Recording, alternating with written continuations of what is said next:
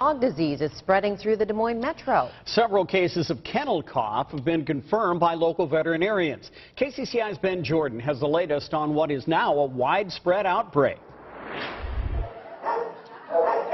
We have seen increased incidence in the last 2 weeks in kennel cough, and definitely are seeing more dogs that are coughing.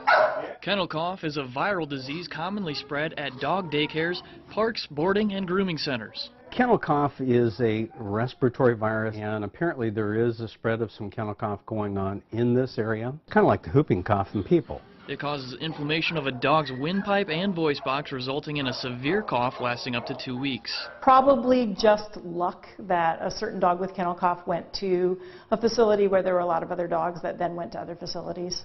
With so many places dogs interact, the best way to prevent the spread is by limiting direct dog-to-dog contact. The city's large, and there's 60 veterinary clinics or so in town, and so it's very possible that it could be on one side of the town but not on the other side of town. The Bortella vaccine can reduce the risk of getting the illness, but with so many strains, even vaccinated dogs can catch the highly contagious cough.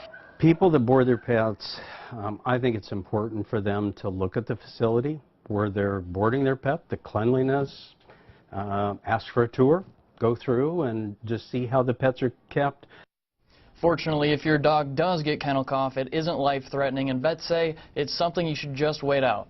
Okay, Ben, what are the common symptoms that dog owners should be looking out for? The main two signs are dry throat and severe coughing. Also watch out for a lack of energy, but most dogs with kennel cough will act normal except for the cough. Okay.